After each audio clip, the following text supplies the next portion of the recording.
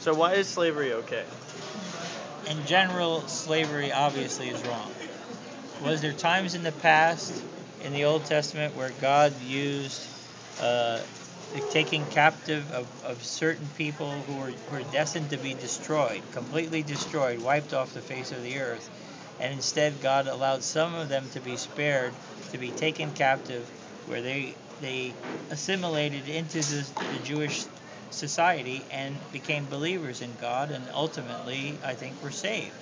In that respect, slaves are much better off in the long run being saved than being wiped out and destroyed before. Okay. We do the same thing in this environment today.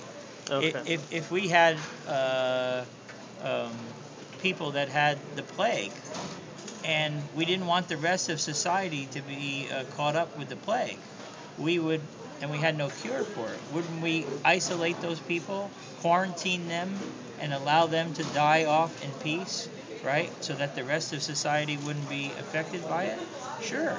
Now, if we had a way of taking some of those people out and saving them, right, okay. Curing them. So you think that the black people who were brought over from Africa, that was necessary slavery because they turned Christian. I'll answer that. Well, what were you gonna say? Let me answer that. No, what were you gonna say before? Can you bring it over here so you you gotta make sure you can hear it loud and clear? Yeah. What were you gonna say before? I want to get your original. No. I need to answer the question you just asked now. And then say what you were gonna say. Cool. Okay. So going into whether the African slave trade was just, basically, is that I just kind of shortened it, but is that okay? Can I answer that? Right. Obviously, it was completely unjust, right? No, but a lot of them turned Christian. But let me answer it. Okay. Let me answer it. See, slavery. There was a progression in slavery. Okay.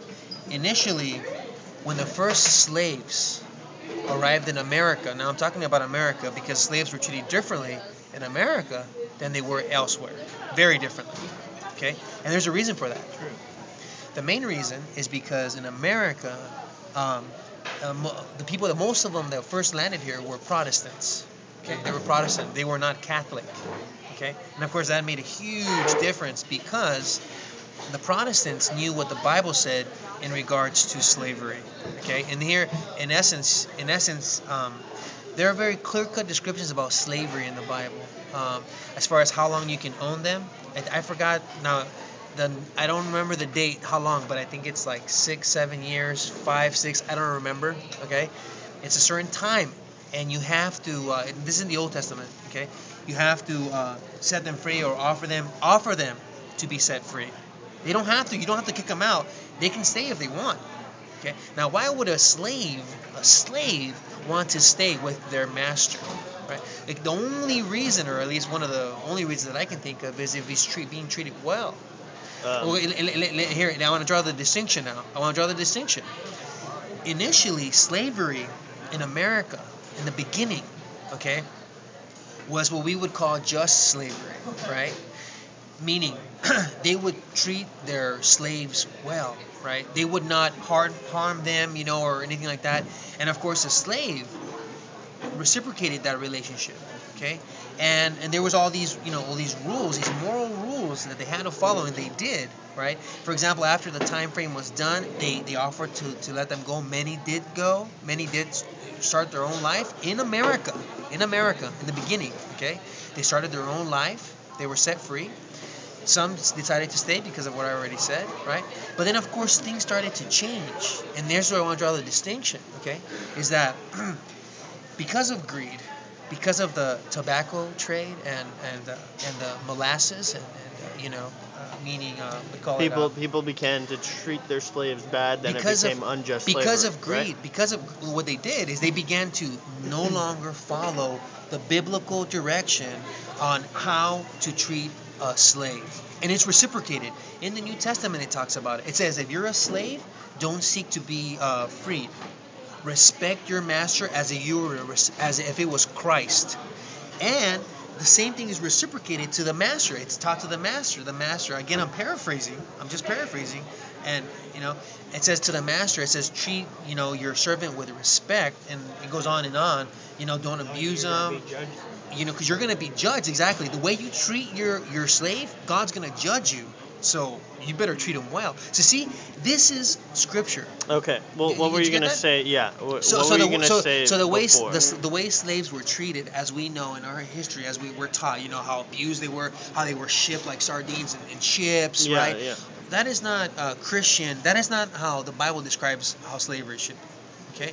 And again, as Neil said earlier, the reason God allowed slavery is because all of these different cultures, right, were following the Nimrod's original faith, which is demonic. So they were deluded.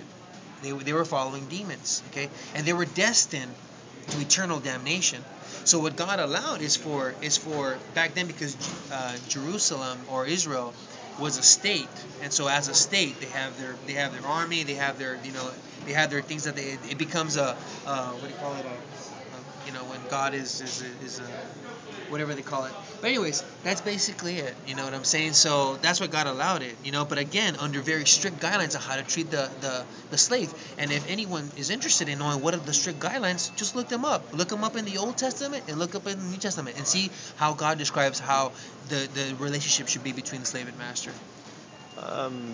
Look up who were the people that were behind the ending the slavery movement. William Wilberforce, very strong Christian. John Newton, very strong Christian. Winthrop, a very strong Christian. Abraham Lincoln. Actually, all those people were instrumental I think in ending a slavery. lot of secular people were behind. Well, those are the big names. Wilberforce, there's a movie about him that was made by secular people where it talks about and obviously what he did to end the slavery. Yeah, exactly. Newton was a slave owner who got saved and wrote the song Amazing Grace, and he was a slave owner, and then once he got saved, he labored night and day to help them end slavery.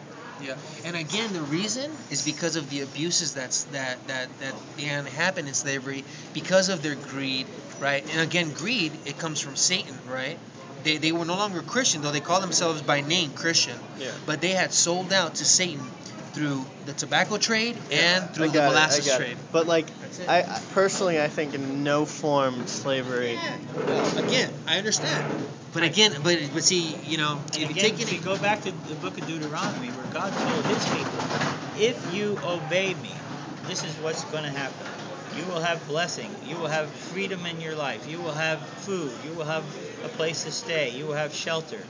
But if your nation turns away from me, you will become slaves. Yes. You will have sickness upon you. Yes. You will have death. Yes. You will have all these things happen to you." You should look that up. It's very interesting. The blessings and the curses. There's reason behind slavery. Love God or don't love God. There's no reason. Yes, absolutely. Okay. Like today, go to Africa and you see what? A tremendous AIDS epidemic. Why? They're sleeping with each other. They go into the mines and then they pick up all these prostitutes and stuff and they sleep with. They're breaking God's law. They're adulterers and fornicators. That's why they have a lot of AIDS. Yeah, and okay. So when you break God's principles, you break God's laws. No matter who you are, there's consequences to it. Yeah. Now as far as the AIDS situation, I've read other articles also that touch up on other things as far as possible conspiracies going on, which I think are possible. Okay, but I think in general.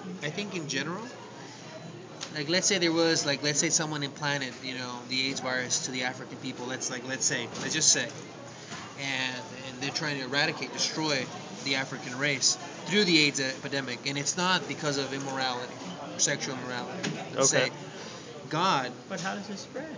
Right, it does spread. It spreads only through sex or drugs. Illegal drug use.